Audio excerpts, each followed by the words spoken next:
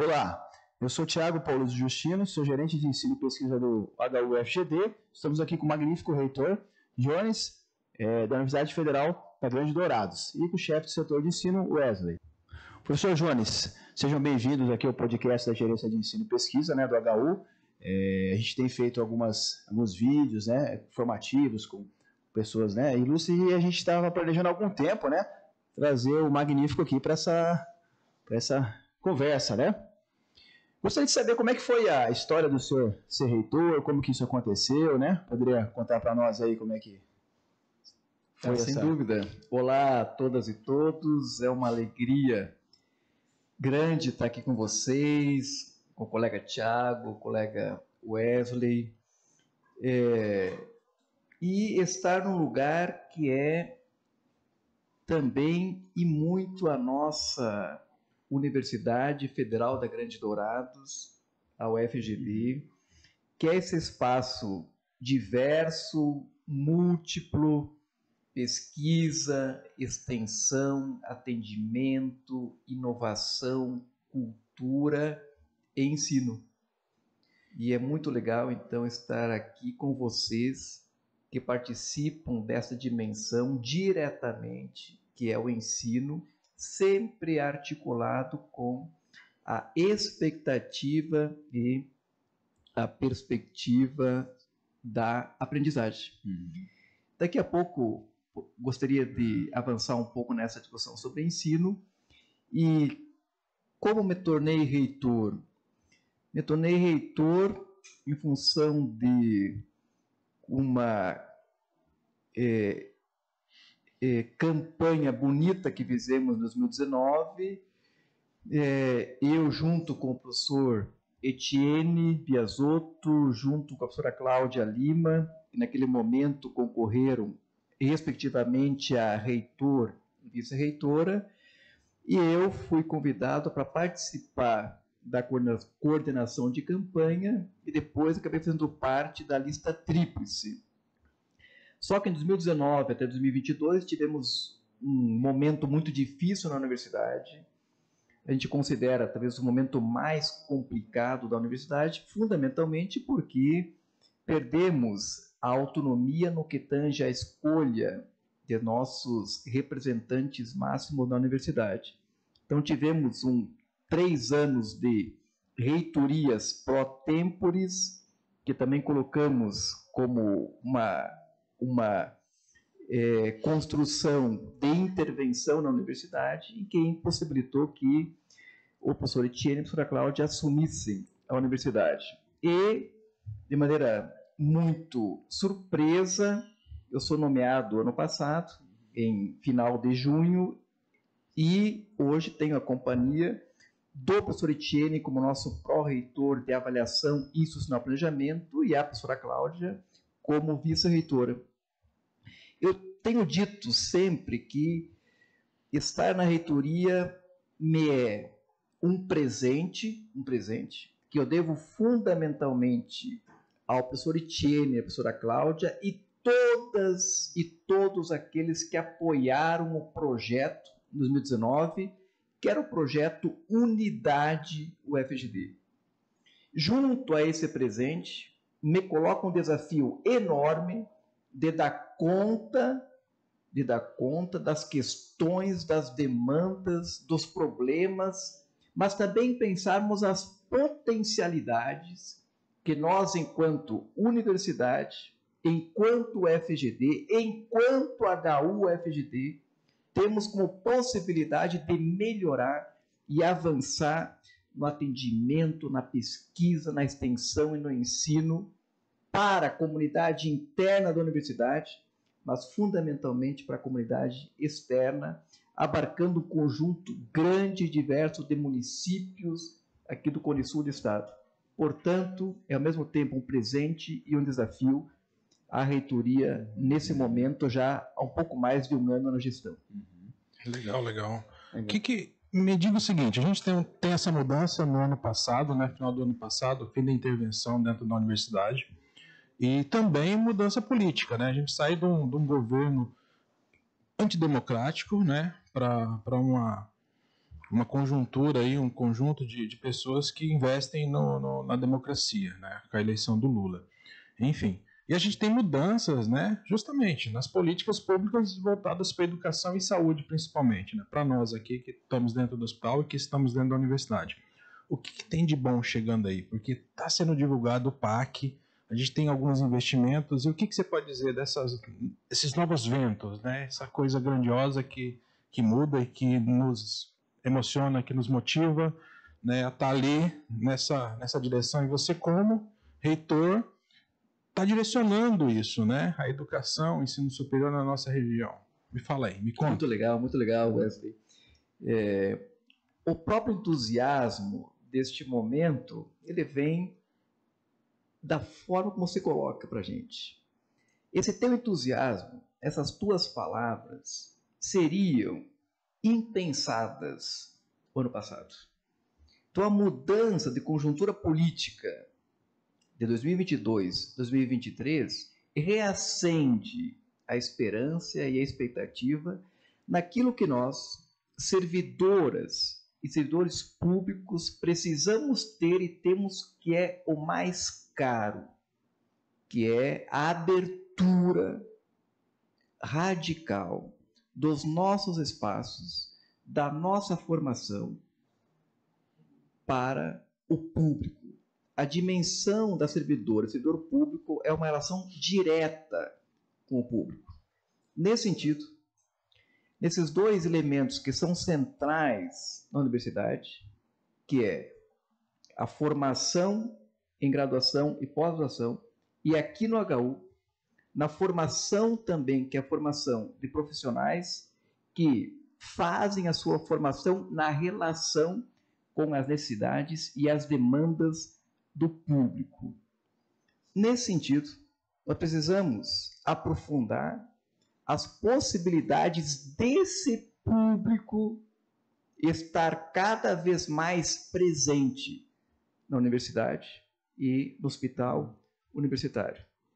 Que nós tenhamos e construamos as condições de estabelecer um diálogo e uma relação cada vez mais densa e profunda com esse público, que são alunas e alunos, que são comunidades indígenas, quilombolas, imigrantes, camponesas, que são comunidades periféricas, mas enfim, que é toda a sociedade.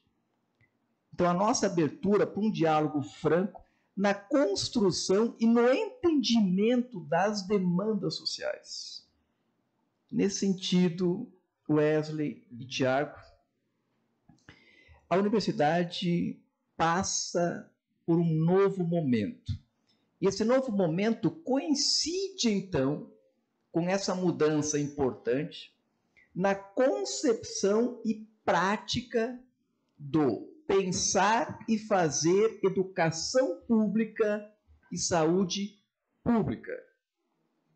Duas questões que praticamente se ausentaram do debate político, do debate social, do debate do Estado com a sociedade nos últimos 5, 6 anos. E agora nós também temos como função, como responsabilidade e compromisso, trazer de volta essas dimensões da educação e da saúde, no seu sentido, volto a frisar, que nos é mais caro, o sentido da dimensão pública.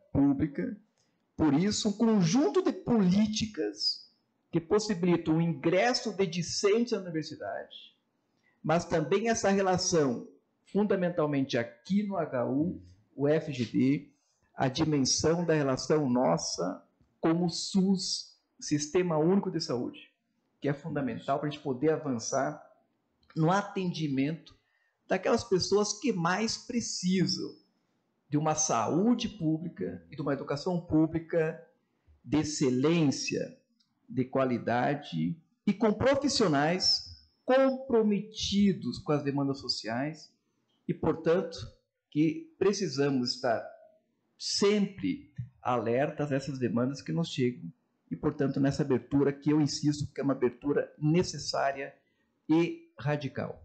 Isso é muito interessante, professor, o que você traz sobre a universidade pública, né? O SUS e o hospital, né? A vocação, né? Que a gente tem aqui é uma vocação de ensino e serviço, né? A gente ensina e o SUS é a grande escola na formação, né, de profissionais de saúde, né? Sendo médicos, enfermeiros e fisioterapeutas, né?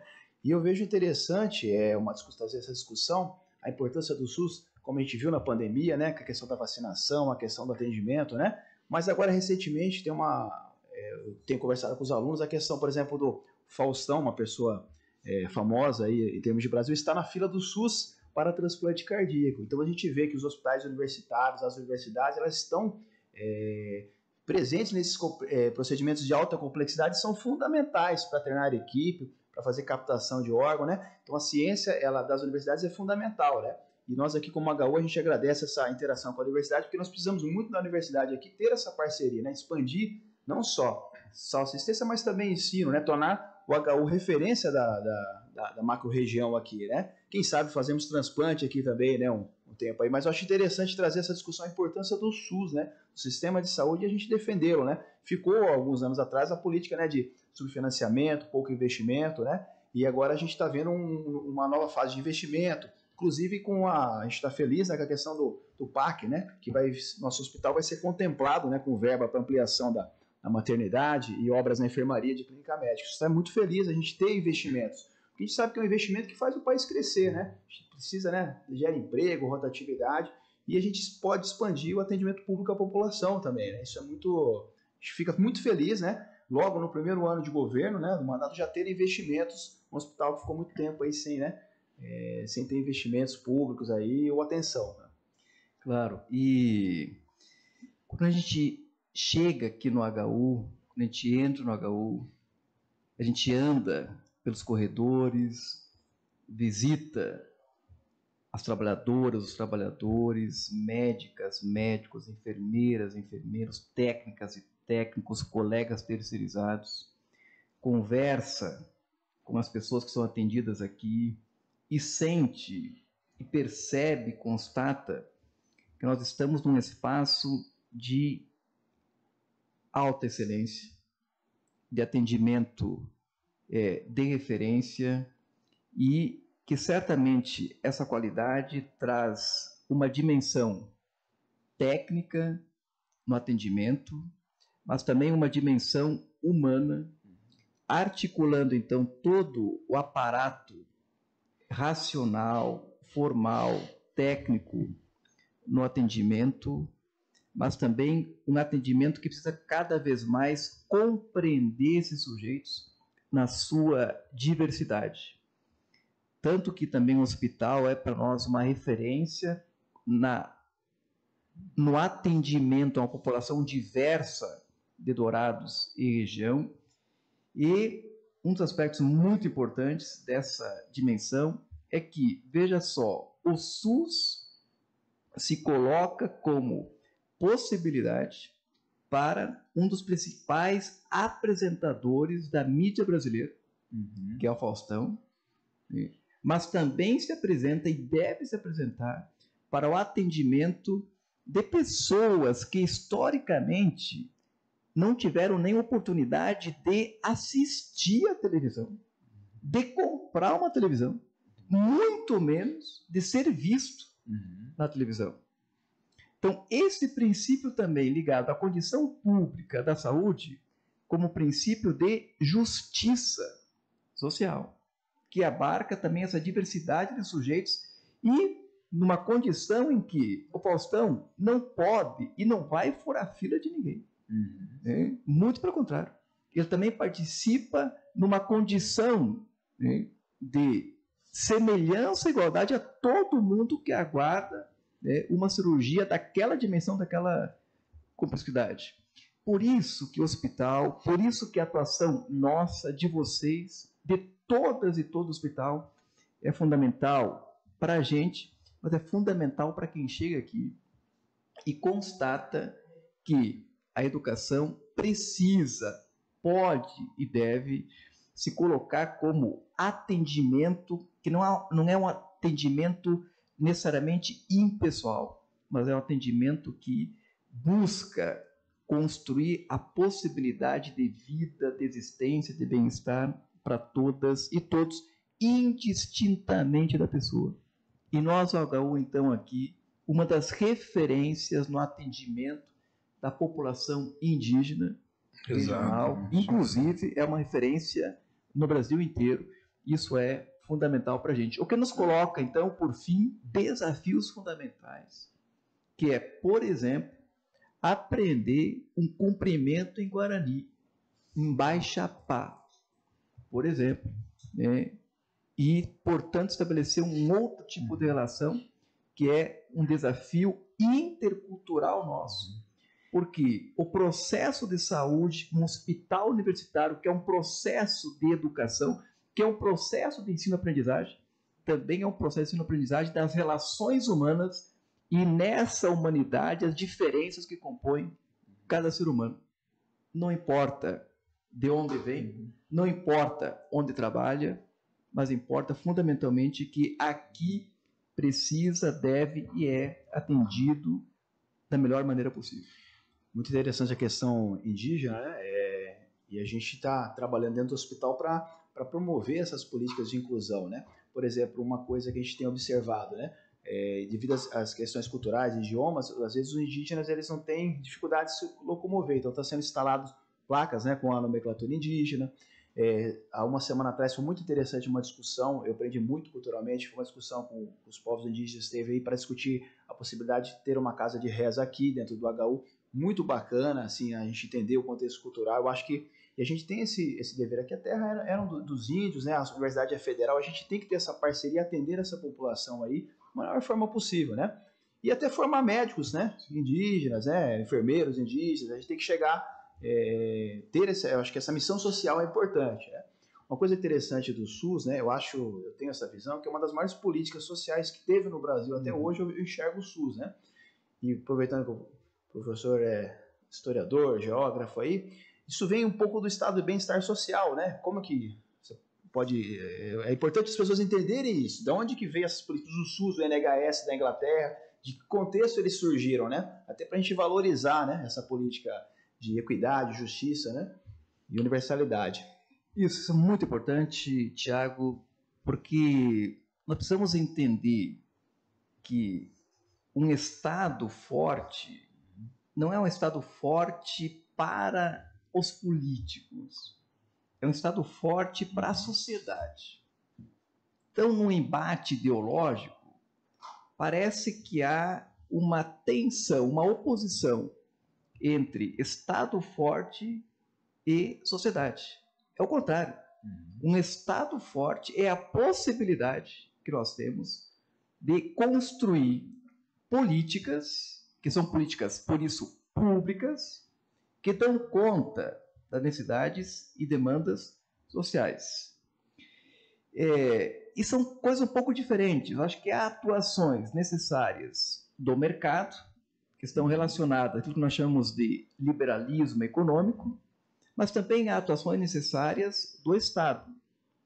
Se nós vivêssemos numa sociedade perfeita, com pessoas com as mesmas oportunidades, com as mesmas condições de existência, um certo liberalismo poderia se colocar. Mas o mundo ele é, no interior do modo de produção capitalista, extremamente desigual. E é nessa desigualdade que um Estado forte é fundamental para dar conta da dimensão humana e da humanidade que todas e todos prezem. Todas e todos. Por exemplo, no principal lema da Revolução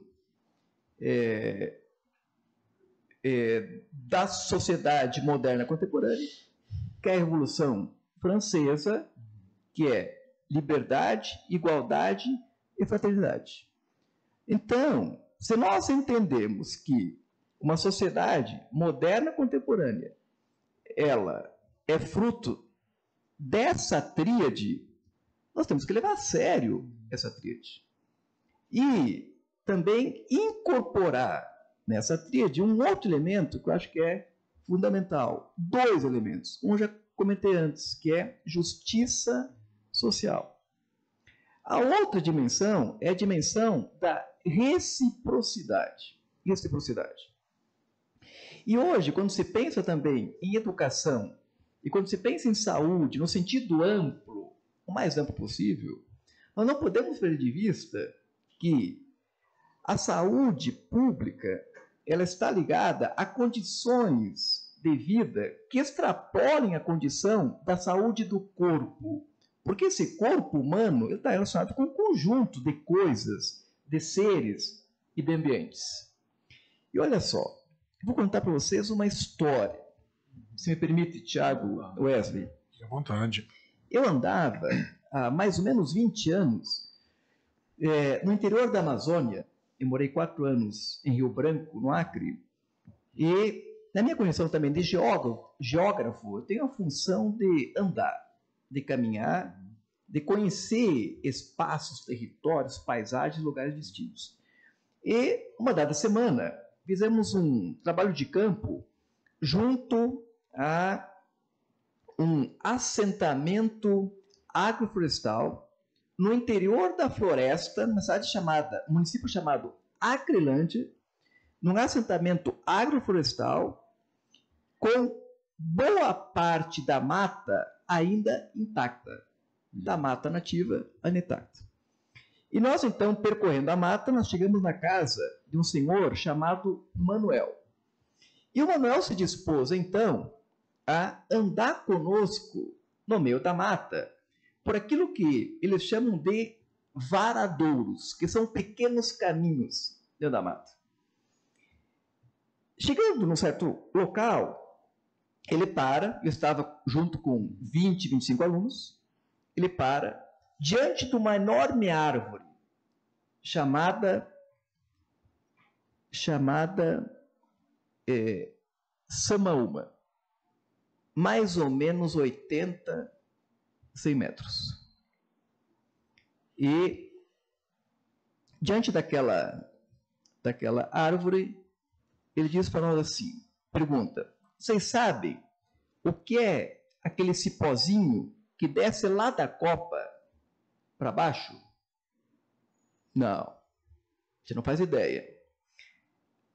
Aquele cipózinho é um santo remédio para picada de formiga tucandeira. A formiga tucandeira tem mais ou menos uns 2 a 3 centímetros. Quando ela pica alguém, sai de perto. E nós, espantados então, né? Mas há toda uma ciência, todo um conhecimento, toda uma sabedoria dos povos da floresta. E, certamente, com o tempo, com a história, se deram conta que aquele cipó, a seiva daquele cipó, curava picada de formiga tucandeira. Mas não era só isso. Ele dizia assim, você sabe como se forma esse cipó? Como nasce esse cipó? Bate, não sabe. Então eu vou explicar para vocês. A formiga tucandeira, quando ela sente que vai morrer, ela sobe pelo tronco, vai até a copa, lá em cima, e lá em cima, num galinho muito pequeno, ela se firma e, na morte dela, a própria formiga e as próprias perninhas da formiga vão virando cipó. E a formiga vira cipó. E o cipó, então, desce lá de cima até aqui embaixo, para a gente poder alcançar que quando outra formiga picar a gente se alivia da dor. E agora? Vocês imaginam, então, as minhas alunas, meus alunos, naquela situação, no meio da floresta amazônica, né, ouvindo coisas desse tipo. E os alunos incrédulos, na aula seguinte, me perguntam, professor Jones, o que o senhor achou daquela história? Professor, não dá para levar a sério, né? Aí eu falei, não sei se dá para levar ou não. Deixa eu perguntar para vocês. Vocês vão à igreja? Alguém daqui é católico? Ah, tinha uns lá. E quando o padre pega uma hóstia na mão e fala assim, esse é o corpo de Cristo. E quando pega o vinho e fala, esse é o sangue de Cristo. Vocês acreditam? Opa, mas aí é outra coisa. Ué, por quê? Por quê?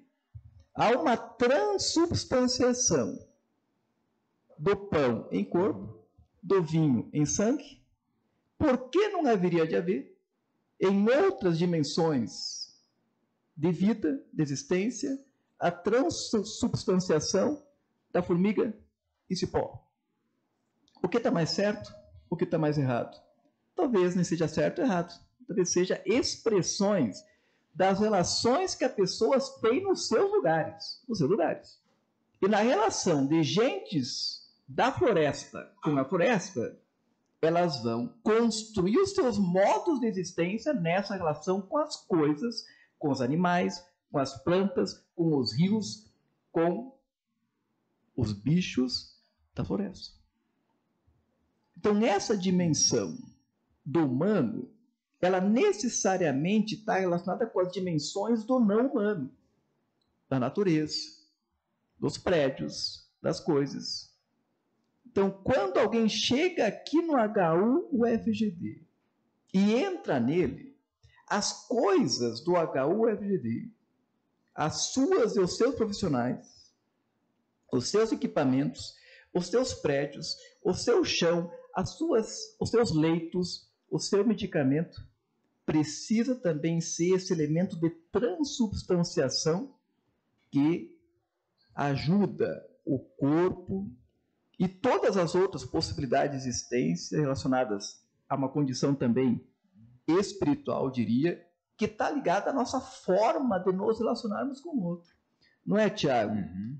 Quando um médico estabelece uma relação com um paciente, depende da relação, talvez nós tenhamos um ou outro resultado. Não, mas depende do medicamento. Sim, também depende do medicamento. Mas também depende da relação que a gente estabelece com as pessoas. Né? Então, essa dimensão da interação entre, eu diria, a multiplicidade do ser, que não é apenas uma multiplicidade do humano, é uma multiplicidade da vida, porque a vida justamente articula o humano e o não humano. Tudo isso para pensar que as políticas públicas, esse estado de bem-estar social, ele é tanto forjado a partir da teoria do Estado, etc., mas estado de bem-estar é também um estado de como a gente está num dado momento. Então, parafraseando essa concepção política, é também estar bem num dado lugar. E o hospital e a universidade precisam ser esses lugares de estar bem, convivendo com outras pessoas e com as relações que nos atravessam em cada lugar. Olha, maravilhoso contexto, hein? A gente saiu lá do Acre e trouxe uma história que faz todo sentido para o nosso hospital, porque a gente tem essa característica de trabalhar com um outro grupo de pessoas, que é justamente os indígenas, que tem outra dimensão de tudo, né? Da terra, da relação entre eles, da relação com a gente. E eu vejo isso, porque existe uma dificuldade aqui de muitas vezes entender, né, até o que ele está falando, até como ele assimila, né, um procedimento assistencial, atendimento médico, enfim. E é um dos desafios nossos, que é justamente como integrar, né, a medicina, que é algo que a medicina atual, baseada em evidência, medicamentosa, com as práticas tradicionais indígenas, principalmente na nossa região. Mas, eu quero saber como que alguém lá do Rio Grande foi parar lá no Acre. Eu estou curioso para saber essa história, porque me chamou a atenção. Como que ele foi parar em Acrelândia? Uma churrascaria, sei lá, montou uma churrascaria lá? Eu não sei, mas no bairro... CTG, mandou CTG lá. Wesley, uma das características demográficas brasileiras é a migração. Então, todos nós ou somos migrantes ou temos histórias de migração. Então, viemos do Rio Grande do Sul para cá, de São Paulo para cá, da África para cá, e aí migrações forçadas, migrações, entre aspas, espontâneas, é um conjunto de situações que nos abarcam enquanto diversidade brasileira, marcada também, obviamente, por desigualdades, preconceitos, racismo, assim por diante. E eu não sou diferente, eu sou parte dessa andança pelo Brasil. Mas eu morei 20 anos no Rio Grande do Sul, 1 ano no Paraná, 6 no Mato Grosso, 3 em São Paulo, 4 no Acre e agora estou há quase 18 anos aqui em Dourados. A ida para o Acre foi em função de um concurso público que eu fiz em 2002, passei lá até 2006 e também a vinda para cá, depois fiz um outro concurso ingressando na UFGD. Mas todos os lugares para mim foram fundamentais porque me possibilitaram viver experiências muito importantes. E essas experiências, elas se dão fundamentalmente pela nossa possibilidade e eu diria até exigência de abertura ao mundo. Às vezes pessoas viajam, mas se não se abrem para o mundo, aquela viagem pode representar muito pouco. Então, nosso processo de abertura tem que ser também denso, importante. E essa abertura para o mundo Wesley, também a nossa abertura para agentes diferentes. Aqui na cidade, aqui na UFGD, aqui no HU.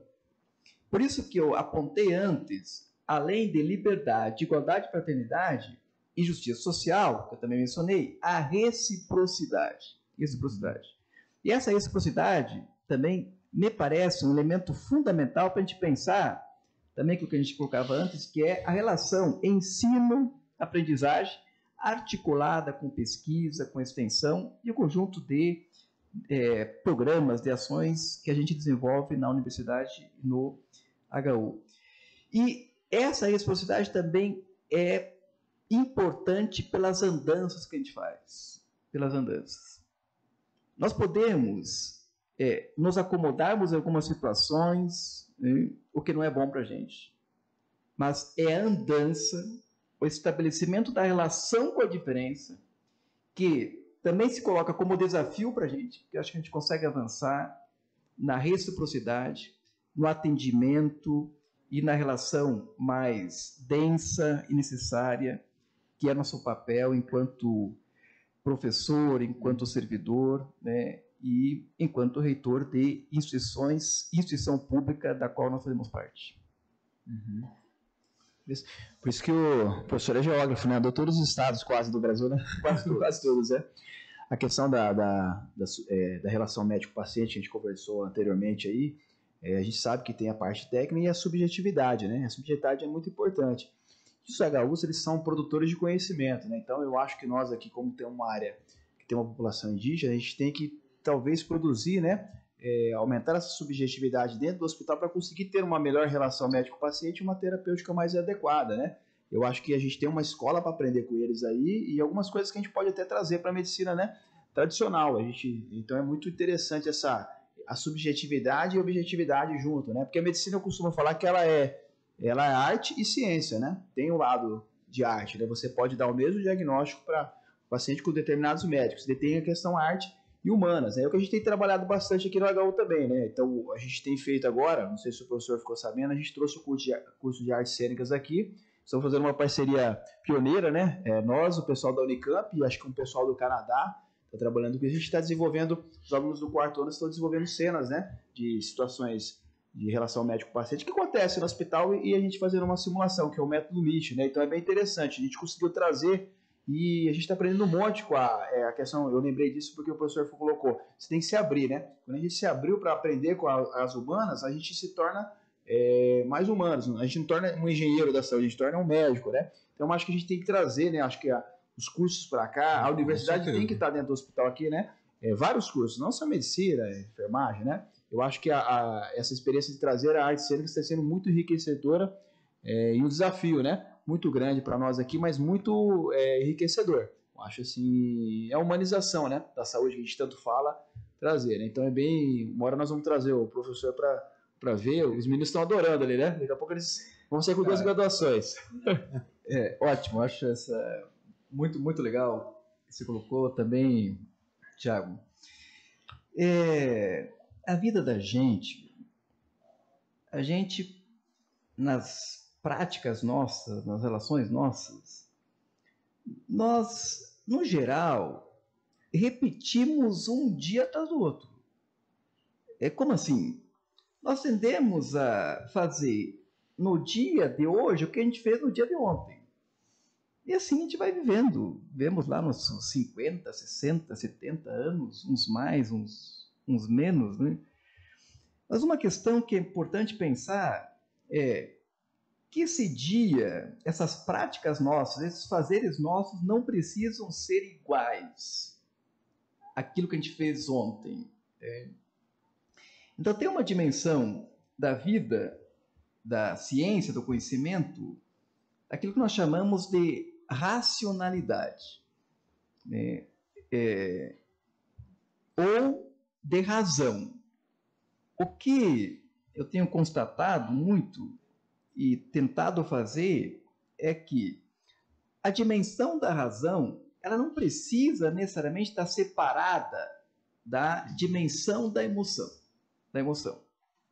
Então, para exemplificar, eu participo cada semestre de várias colações de grau. Várias, às vezes 15 por semestre. E num dado momento, eu pensei, mas eu posso terminar as colações de grau diferentes daquelas que eu vi, daquelas que eu presenciei e assim por diante. E numa colação de grau, dentre outras coisas, há uma questão muito legal que é a presença de mães, pais, irmãs, irmãos, namoradas, namorados, né, de avós e avós, que muitas vezes pisam na universidade pela primeira vez. E então comecei a perceber que nas colações de grau era um momento também de encontro de gentes que se conheciam, mas também de gentes que não se conheciam e estavam ali para um encontro de festa. Mas uma colação de grau é extremamente formal. É formal. Tal. Mas eu senti que eu precisava dar um desfecho diferente da colação. Então, eu lembrei, e agora já virou quase um hino para mim, que todas as colações de grau, eu canto um versinho. E eu só sei um versinho na minha vida. Sei outros, mas só sei um. Né? Só canto um. E eu digo que a colação de grau também é um momento que a gente está com gente que a gente gosta. Ninguém convida alguém que não gosta para a colação de grau. Ninguém convida para o aniversário que a gente não gosta. Né?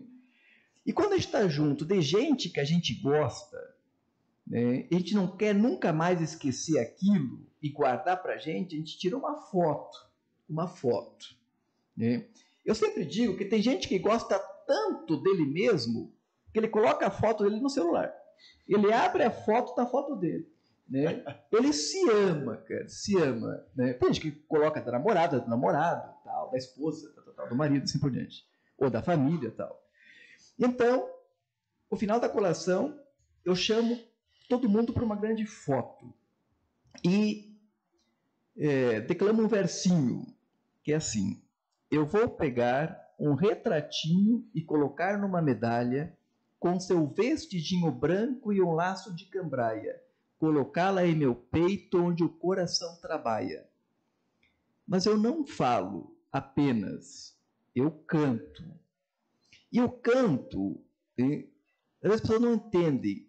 Não é porque eu sei cantar, e eu não sei.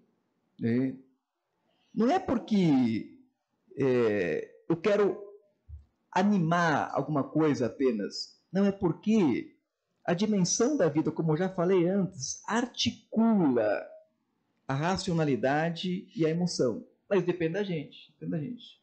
Eu posso dar uma aula extremamente racionalizada, mas eu posso dar uma aula que instigue alunas e alunos a pensar junto, racionalizar muito, mas também sentir junto. E aí eu termino assim. Eu vou pegar um retratinho e colocar numa medalha, com seu vestidinho branco e um laço de cambraia, colocá-la em meu peito, onde o coração trabalha. Se a gente conseguir tocar o coração das pessoas nessa relação da nossa condição de servidor e servidor público com o público, da nossa condição de profissional, uma condição pública, com alunas e alunos, com pacientes que nos procuram no hospital, eu acho que a gente avança nesse sentido de tornar cada espaço a dimensão plena da existência. Essa dimensão que articula razão e emoção, vida, poesia, mas, obviamente, também com a necessidade de nós atendermos as demandas nas suas mais diversas expressões. Desde o medicamento, um profissional, uma cadeira, uma mesa, um ambiente favorável, e assim por diante. Mas isso articulado essa dimensão, então, da poesia, que também é fundamental na nossa existência. Porque se não for a poesia também, a gente não conquista ninguém. E talvez nós devêssemos nos relacionar com as pessoas pensando naquela vez que a gente conquistou a nossa namorada, a nossa esposa, o nosso namorado, o nosso marido. E que se aquela relação foi uma conquista, como que a gente constrói? Obviamente, numa outra dimensão, essa conquista da reciprocidade com todas e todos aqueles com quem nós precisamos nos relacionar no espaço público no qual nós atuamos. É profundo, né? Legal. Muito Coisa bom. para levar para muito tempo aí, né? Essa pouca conversa que a gente está tendo, mas engrandecedora para todo mundo que está participando e para quem vai ouvir também. Eu acho legal, bacana. Estou Tomara que aprendendo aqui. a gente consiga sempre nos nossos diálogos, no nosso fazer, até às vezes a gente programa uma coisa e é claro, há espaços que possibilitam que no próprio ato do fazer a coisa programada, a gente desprograme e crie outra coisa. Então essa também é uma dimensão importante da existência. A diferença se dá também justamente quando nós criamos o espaço para a diferença se colocar. Então, num podcast, nessa conversa nossa, a gente vai até o Acre, perpassa a música, perpassa questões complexas, importantes que tangem a um hospital universitário, a uma universidade pública. Nós também falamos da vida, falamos da existência, porque fundamentalmente, Tiago, Wesley, todo mundo que nos escuta, fundamentalmente, a vida é a vida marcada pelas nossas relações. Um hospital só é importante porque nós existimos na relação com outras e outros. Uma universidade só é importante pela relação que a gente estabelece com outras e outros. Porque todo o processo formativo, ele é essa relação, essa necessária relação entre gentes nas suas relações com as coisas que possibilitam um ambiente capaz de fazer fruir, de fazer com que essa densidade do conhecimento, da sabedoria, se coloque junto de nós, na possibilidade de fazer com que esse conhecimento já acumulado produza outro conhecimento e, portanto, outras relações e outros fazeres na vida. Isso é projeto de existência, isso é projeto público, Isso é projeto de Estado, isso é projeto de instituição. Então, a relação que vocês colocavam também da subjetividade, ela não pode estar separada de uma objetividade do Estado, de uma atenção do Estado e dos objetivos que esse Estado precisa dar conta, que é atender da melhor maneira possível todas as pessoas que nos procuram. Nesse contexto aí de projeto, o que a gente está... O que está sendo pensado para o FGD? O que vai chegar para nós aí? Quais são as novidades? Eu penso que, mais do que projetos, é pensar em uma nova concepção e fazer universidade. Fazer hospital universitário. Se até alguns anos nós pensávamos a universidade como espaço de espera, Wesley e Tiago, hoje a universidade tem que ser espaço de abertura. De abertura. E nessa abertura, o diálogo e a relação cada vez mais intensa e constante com a sociedade. Nós temos que ter cada vez mais um hospital universitário e uma universidade atenta às demandas, atenta às vozes e aos interesses sociais. Então, nessa perspectiva, uma dimensão de projeto de universidade é também o aprofundamento, o adensamento e a expansão do que nós chamamos de extensão da universidade. Seja aqui no HU, seja nos nossos espaços formativos de graduação e pós-graduação. Isso pressupõe, então, uma relação intensa de alunas e alunos, docentes, técnicas e técnicos e o conjunto de outros profissionais e outras pessoas que habitam a universidade nesse habitar conjunto com os territórios das pessoas, com os lugares das pessoas. E esse é o sentido hoje que o mundo inteiro nos coloca. A instituição pública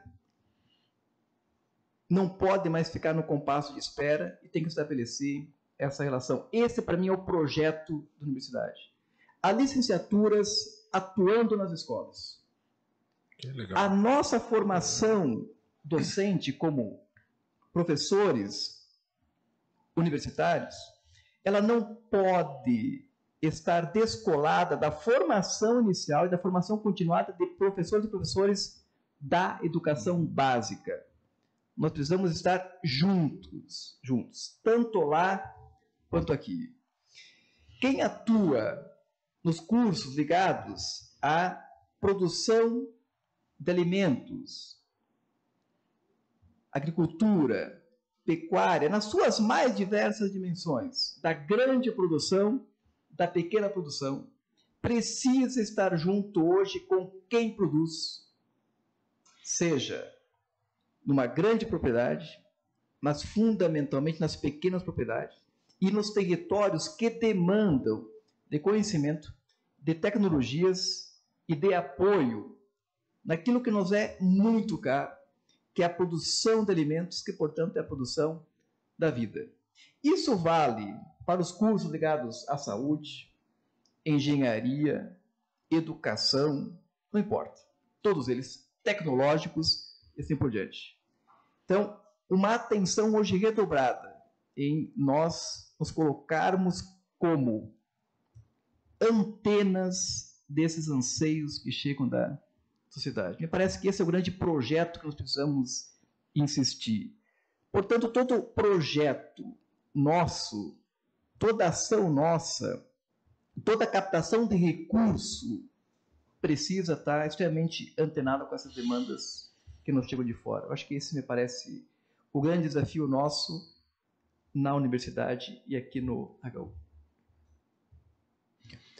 Professor, em relação, a gente tem visto ultimamente aí as questões das políticas afirmativas dentro da universidade, as cotas, uma política pública, de inclusão, e de reduzir a desigualdade social que é tão grande na sociedade, A gente tem observado, principalmente, por exemplo, na área de saúde, A gente vê uma mudança no perfil, por exemplo, do curso de medicina. Alguns anos atrás a gente vê que era um curso que tinha um perfil um pouquinho mais, um nível socioeconômico maior. Agora a gente consegue ter alunos de diversas classes sociais, de etnias diferentes, né? Então a gente tem observado uma mudança nesse padrão e umas contribuições.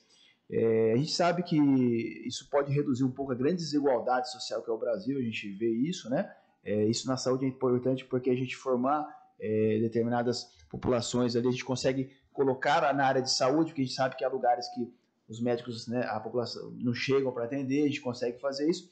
Quais são os desafios assim, para a gente consolidar, ao teu ver, assim, essas políticas afirmativas, os principais obstáculos, o que a gente pode fazer aí para ampliar isso, né? Como que é a visão dessas políticas?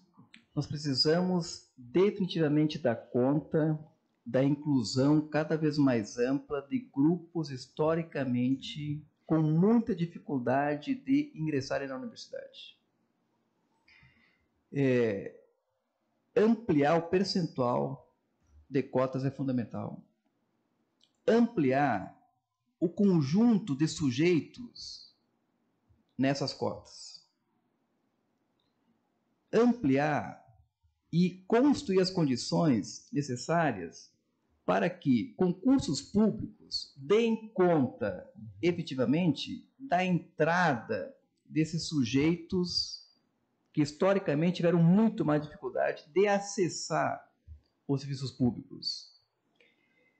E um grande desafio nosso, né, com esse conjunto de sujeitos, que são indígenas, negras e negros, quilombolas, estrangeiros, imigrantes, refugiados, trans e todas as pessoas, repito, que historicamente, inclusive, nem existiam, entre aspas, porque lhes era, inclusive, negada para muitos desses grupos a condição de existência, o reconhecimento da sua existência. E a universidade, como espaço do diverso, precisa insistir e radicalizar essas políticas que tangem a inclusão, diversidade, acessibilidade, e porque isso são pressupostos importantes para que nós temos de tão caro, que é a autonomia universitária, que é a democracia universitária. Se nós queremos pensar em democracia, essa democracia tem que ser marcada pela diversidade de sujeitos que compõem a sociedade. Um desafio específico para nós, na UFGD, mas não só para nós, também para outras universidades,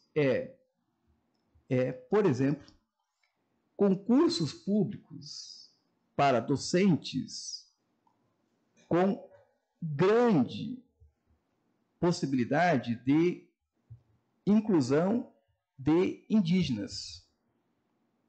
Os concursos públicos hoje para docentes, eles têm uma formalidade tal que eles criam muita dificuldade, inclusive para candidatas e candidatos indígenas, para a nossa faculdade intercultural indígena.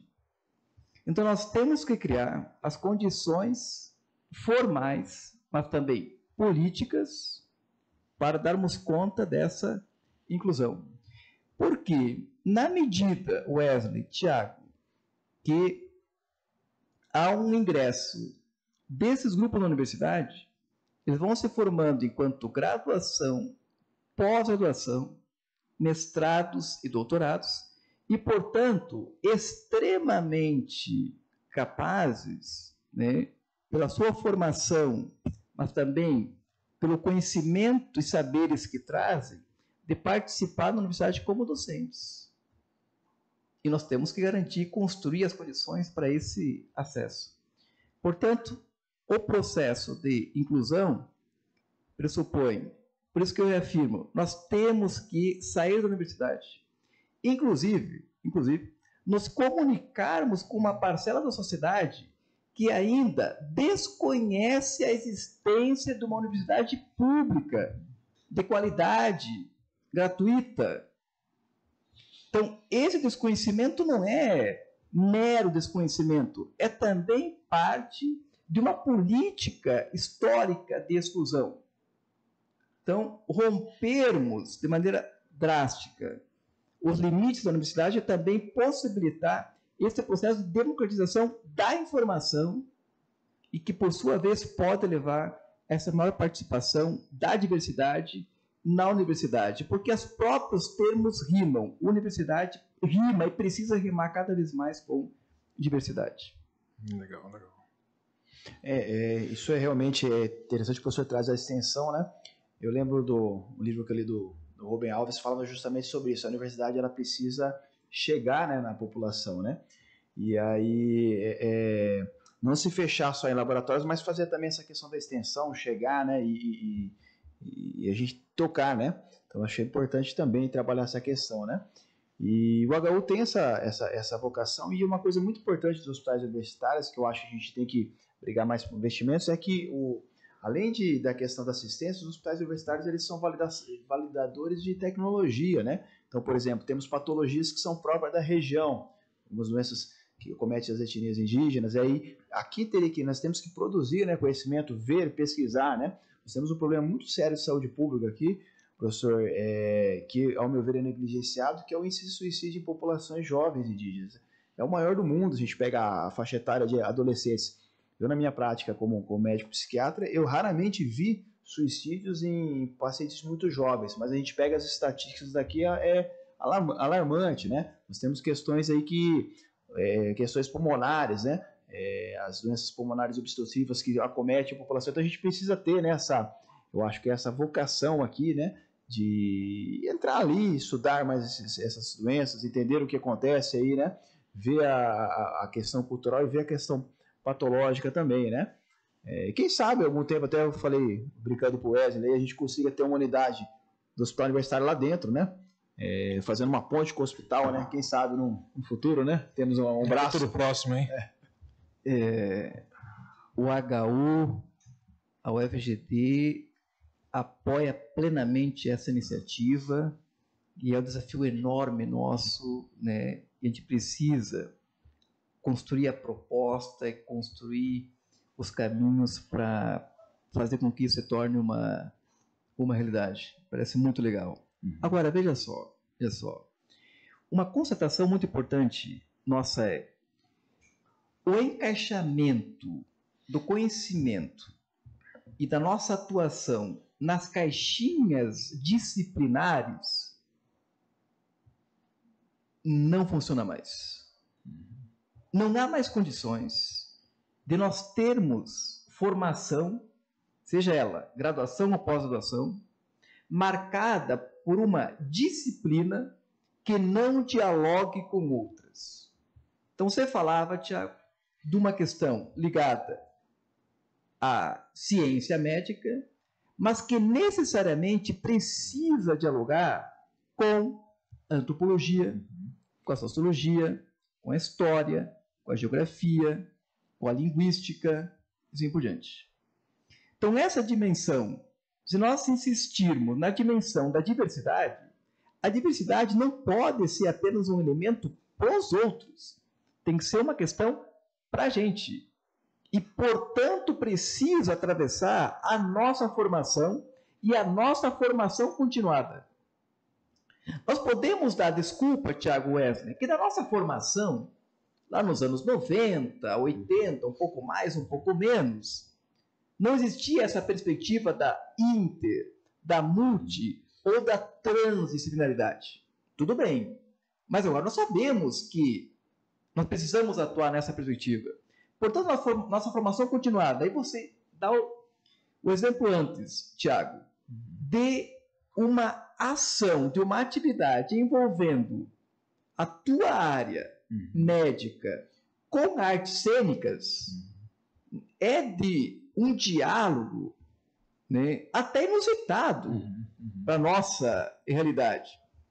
Mas é justamente esse diálogo que vai trazer, tanto para você enquanto profissional, quanto para os colegas de artes cênicas, enquanto dimensão racional, científica, etc., acadêmica, outras dimensões impensadas no nosso encaixamento disciplinar. Então, pensar num hospital diferente, pensar numa universidade diferente, é nós termos uma condição de fazermos disciplinas e de atuarmos em cursos completamente diversos do nosso. Por exemplo, eu atuo no curso de letras, eu atuo no curso de educação física, de pedagogia, de história, mas eu não posso atuar lá como se eu estivesse atuando no curso de geografia, que é o meu. Eu preciso ter a sensibilidade e capacidade de, na relação ensino-aprendizagem que a gente está assistindo aqui, também aprender com dimensões de áreas do conhecimento completamente diferentes das minhas. E isso é muito legal. A construção do novo, a construção da diferença, me parece que tem como pressuposto essa relação com o diferente, essa relação com o diverso, com a diversidade. E esse é um pressuposto, eu diria, não apenas profissional, não apenas acadêmico, científico, mas ético. Um princípio ético que nos deve guiar nesse sentido de pensarmos o mundo a partir do mundo e não a partir de um disciplinamento que nós insistimos e percebemos que não tem ajudado muito nesse processo de compreensão, digamos, mais ampla das nossas relações, as mais diversas. Estão tendo uma aula agora, né, Diego? Não, eu ia falar justamente isso, né?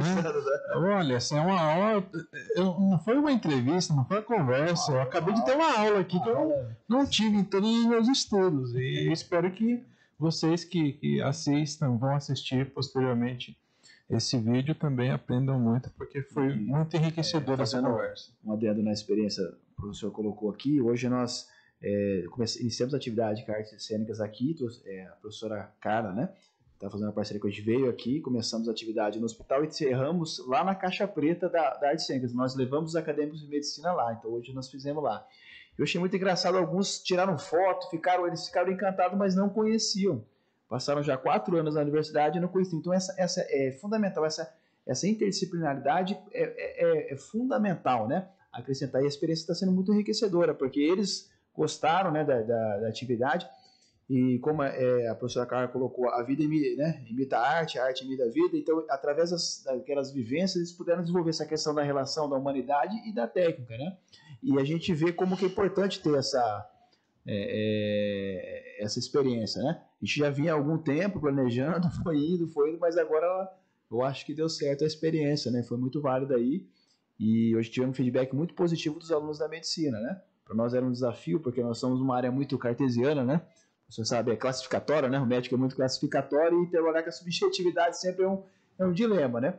Talvez por ser psiquiatra eu consegui intermediar, porque é uma área mais subjetiva dentro da medicina, mas eu achei que foi muito válida a experiência. Não tem como se separar o racional do emocional, né? E a gente trabalha, às vezes, o racional e não trabalha o emocional. Acho que a gente deveria trabalhar dentro da instituição também o emocional, né? Isso é muito importante, Tiago, Wesley. Quando a gente insiste que nós precisamos conhecer melhor a sociedade, eu também estou dizendo outra coisa. Nós precisamos conhecer melhor a universidade. Com certeza. Nós precisamos conhecer melhor o HU. Parte importante da universidade, da UFGD, enquanto cursos de graduação e pós-graduação, não conhecem o HU. Uhum. Nós precisamos construir experiências, ações aqui dentro do HU, para que outras disciplinas, outros cursos, possam desenvolver com vocês também ações, ensino, pesquisa, extensão e assim por diante. Da mesma maneira, a universidade. Nós precisamos conhecer a universidade, conhecer o laboratório de artes cênicas, a Caixa Preta.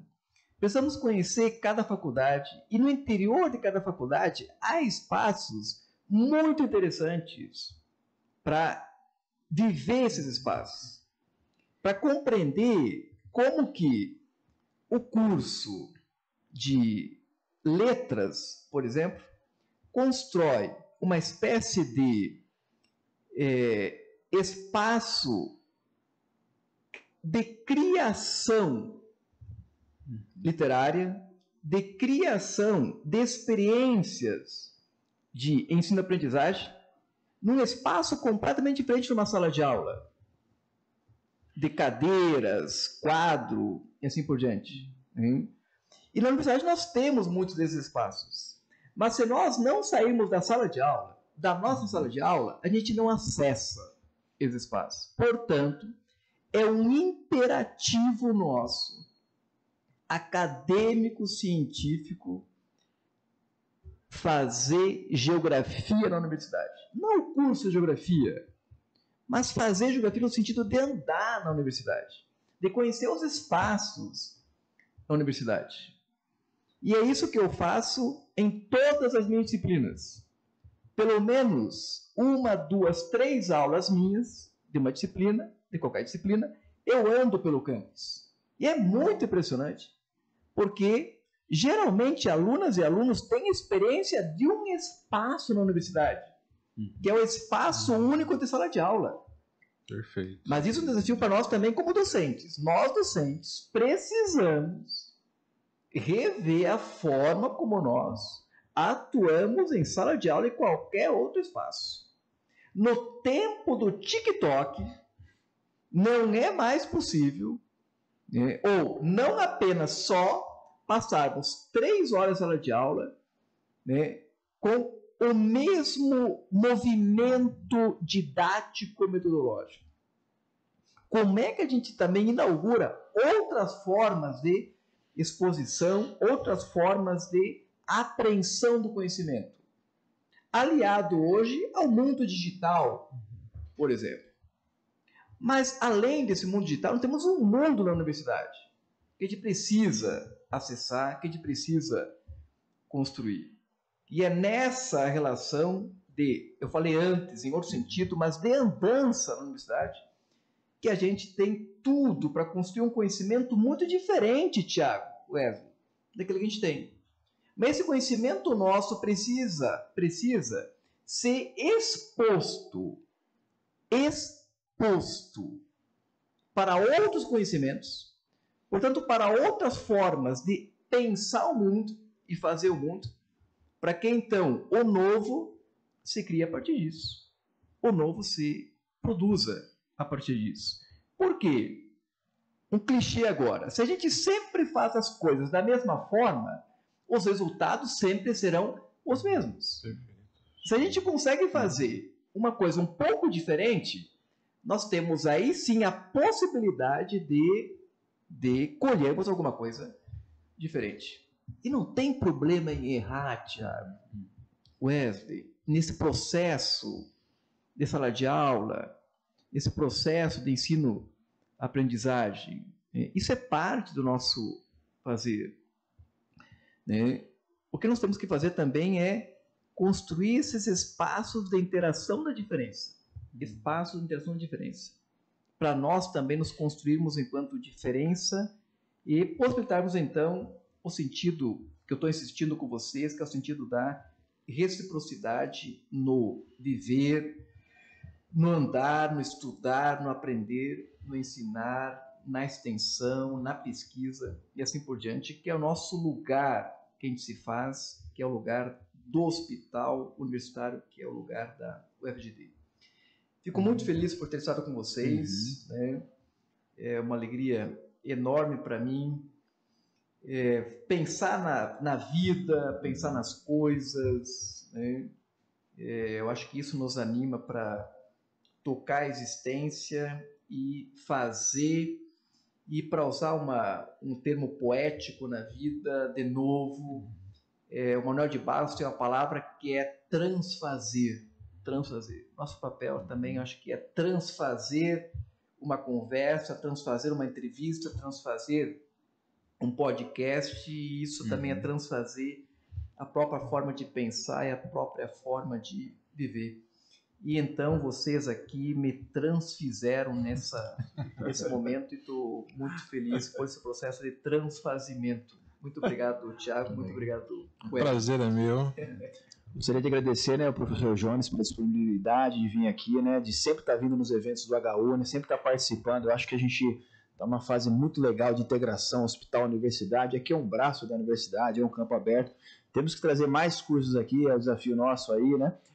Temos que trabalhar interdisciplinar, né? Eu acho que é isso daí. Eu agradeço muito e os conhecimentos que aprendemos muito hoje aqui, né? Acho que tivemos uma aula, né? Uma aula de reflexão até magnífica, né? Magnífica, né? Sabe aquela aula? Eu costumo falar, eu gosto muito do pessoal das humanas por isso, entendeu? Eles dão cor à vida, né? A gente fica muito na técnica, né? Na parte técnica, a gente precisa disso, né? A dimensão que nos falta. Faz falta, né? E a gente está justamente nesse ambiente, né? De várias pessoas, do contato. Então, para quando a gente fica no ambiente hospitalar, tem muito sofrimento, né? Então eu acho que a gente, de certa forma, fecha alguns canais ali para se proteger e conseguir dar o devido trabalho. Então, a gente ter esse lado humano é importante para nós, né? Até para se alimentarmos aí na luta aí, né? Dentro do hospital. Imagina, Thiago Wesley, agradeço a generosidade. Eu sempre digo que aquilo que a gente faz, aquilo que a gente fala, só é possível na medida que pessoas generosas como vocês constroem os espaços dessa relação, dessa troca e desse pensar, dessa razão que se mistura a outras possibilidades de vida. Então, eu agradeço muito vocês e eu só pude falar algumas coisas aqui porque vocês construíram o espaço comigo e essa entrevista comigo. Muito obrigado. Está aberto o espaço aqui. Se precisar, muito obrigado. Tá.